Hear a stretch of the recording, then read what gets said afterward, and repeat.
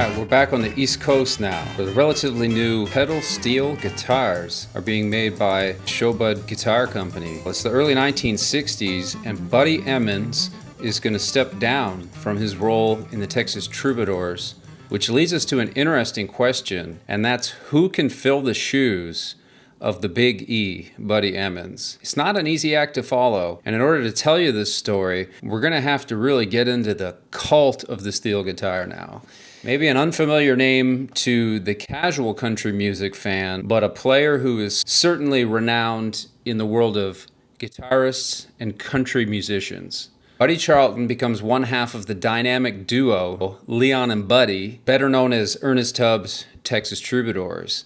They took the unique sound of country jazz, which is not the same as Western swing, with a series of partially instrumental country albums, the first of their kind really, and this becomes the signature sound of Ernest Tubb in the 1960s and 70s. And the Texas Troubadours are going to set the benchmark for what a country band could and should sound like. Buddy Charleton wrote one of the classic steel guitar instrumentals, Almost to Tulsa, which has been covered by Red Rhodes and Junior Brown. He also wrote Rose-Bud Boogie, Red Top, E.T. Blues, and some other Texas Troubadour instrumentals, but it's Buddy's work on a 1965 Decca Records recording session that might be one of the most beautiful steel guitar compositions in country music. It's the solo that made many people, including myself, fall in love with the steel guitar. It's Ernest Tubb's legendary recording of Waltz Across Texas. Oh, buddy, now.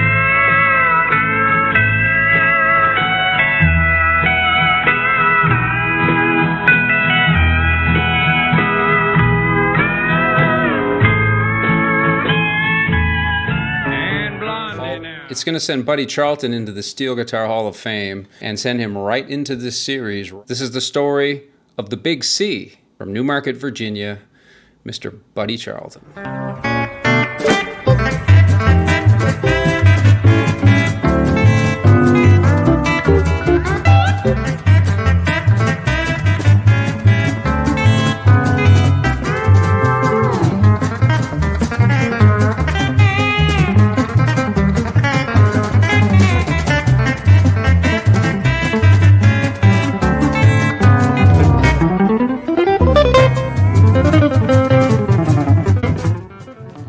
Born Elmer Lee Charleton Jr., March 6, 1938 in Newmarket, Virginia, Buddy Charleton grew up on the East Coast, and he got his break backing up a Winchester, Virginia singer named Patsy Cline. She introduced Buddy to Ernest Tubb, and his reputation landed him the job. So a 23-year-old Buddy Charleton took his first airplane ride to join the band on the road in Oregon. Buddy said it was the scariest time of his life. On that first show with the Troubadours, somebody in the crowd yelled, "Hey, that's not Buddy Emmons." But they would soon become the hottest version of the Troubadours and go on to record 4 studio albums of their own with Buddy in the band, as well as being featured on a number of various Ernest Tubb live albums. Of course, they're on all the studio records. They also back E.T. on his well-documented television show from 1965 to 68. Luckily, almost every episode of that show has since found its way to YouTube.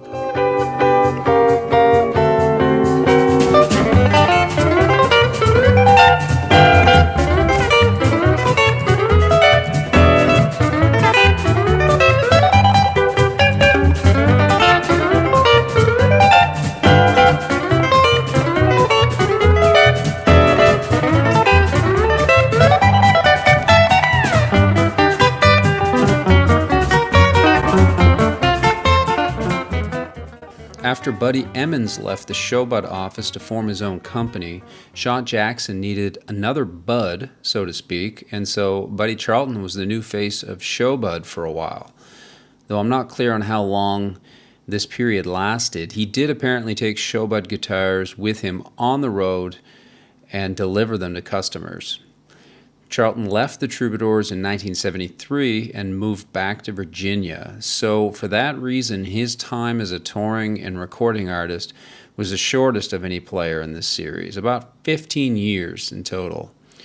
However, once back home, he became a popular steel guitar teacher for the next 25 years, and his students included some very successful players like Bruce Boughton, Pete Finney, and Tommy Hannum.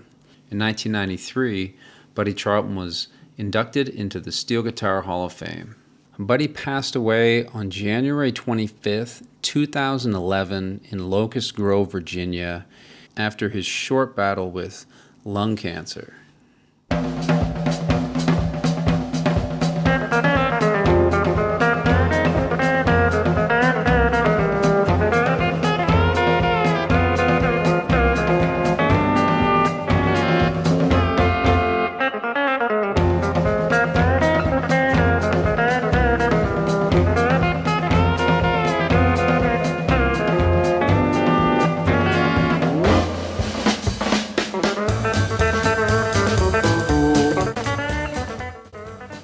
Buddy Charleton's trademark style and sound. So Buddy Charleton's sound was a very emotional style, at least when he played on the front neck and for mid-tempo stuff, ballads and waltzes. But he had a very jazzy and soulful sound on the back neck, one with a lot of swagger and finesse.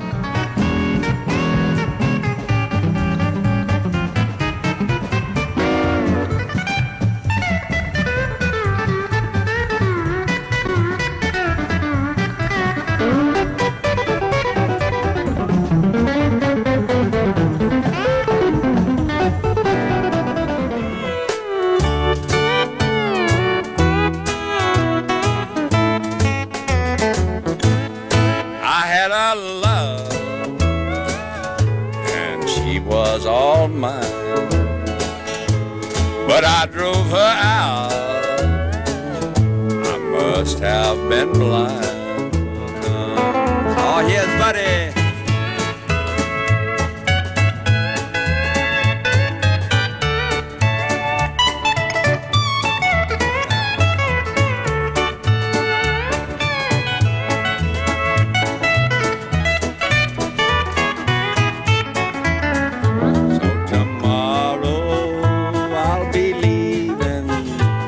Tomorrow. His work with Leon Rhodes was kind of like an East Coast continuation of the work that Speedy West and Jimmy Bryant had been doing together in California. But he's also recognized for his subtle use of the volume pedal and his ability to let the lines that he played breathe, so to speak. He was also known for having a very, like an ultra smooth bar movement all over the neck of the guitar. As I understand it, he used no effects, just a volume pedal, single coil pickups, and an amp. And his tone during the first 5 years of the Troubadours, when he played the Showbuds, is kind of what the ideal pedal steel guitar should sound like. It's the signature sound of Buddy Charleton. Later in life, he played a GFI guitar, I believe, and he did have a significantly more modern tone in his guitar at that time.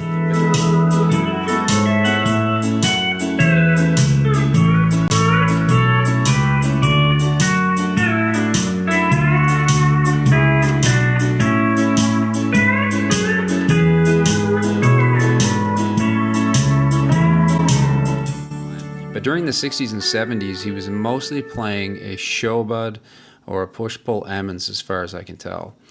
Paul Franklin actually composed an instrumental song called "Doin' the Charlton," which is an ode to Buddy Charleton, and he said that he had seen the Troubadours as a teenager when they played in the Detroit area. So definitely also a influential sound was the sound of Buddy Charleton.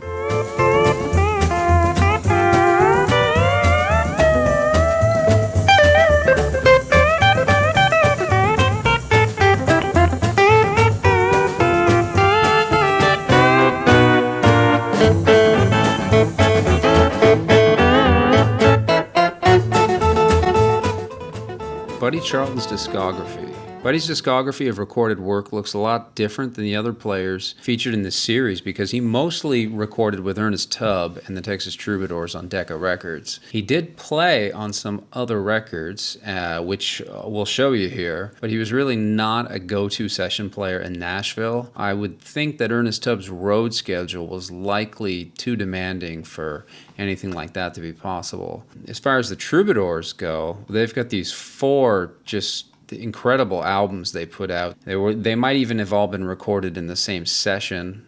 They all have a very, very consistent sound. Just, I mean, so much amazing stuff happening here. You've got Jack Green singing, Cal Smith singing. I mean, it really was the greatest band. Soon enough, I'll be making a separate video just on the Texas Troubadours themselves and go into these albums in more detail. But the last record that they put out was in 1968, and that album featured a slightly different lineup, had Steve Chapman on guitar. There's also an incredible and important live album to consider with the Texas Troubadours, and that's the complete live show of 1965. Now, this came out on vinyl on Rhino Records. It was called Ernest Tubb Live 1965. It's an abridged version of the show, but later put out the full unabridged version of this show. It's live at the Spanish Castle in Seattle, Washington, 1965. It is just one of the greatest live concert recordings. Steel guitar is a little low in the mix, but the stage banter, the storytelling, the performances, the whole thing, I think it's a must-have record, especially if you're into style of music. My Pick of the Hits and By Request. Those are 2 albums that feature some different songs that they might have played in the live shows and just stuff that wasn't from the standard Ernest Tubb catalog. Now, there's a small selection that got here of some other stuff, and we'll do this in reverse chronological order. Starting in 1966, this is a killer album, Willie Nelson, Country Favorites, Willie Style. This is a record that also deserves its own video. It came out on RCA Records. It is the Troubadours with Willie Nelson. It's an incredible record, incredible vocal performance. We're not doing Willie Nelson songs here, but just a lot of the country tunes that stuff that he was singing when he made all of his appearances on that Ernest Tubb TV show in the 1960s. I'll unpack the whole thing in a separate video in the future. 1965, well, this is Ernest Tubb and Loretta Lynn together on Decca Records, Mr. and Mrs. Used to Be. This Troubadours lineup is here on these Ernest Tubb and Loretta Lynn duet albums as well. And then one of the more interesting records that you'll find Buddy Charleton playing on is this 1965 Porter Wagoner album called Y'all Come. It also has Buck Trent playing his banjo with the sliding tuners. There's a lot of string bending on this record. Just the idea of hearing Buddy Charleton in a slightly different environment, at least in a different studio, with a different band, and some fun songs. There are 2 Buddy Charleton solo albums that came out. The first one is on this Steel Guitar Record Club label. This was the 6th record they put out, Almost to Tulsa it's called. And this is actually just a collection of all of the Troubadour stuff that has Buddy Charleton playing on it. It would be cool to have, though. It is a vinyl record. Buddy had at least one other record I'm aware of. It's called Playing Sill. It came out on CD in the 90s. This is nearly impossible to find at this point. So that kind of wraps up, for the most part, the highlights at least, of the Buddy Charleton discography. Would y'all give us a little bit of steel guitar rag about one time through over there, huh? We've had a lot of requests from you.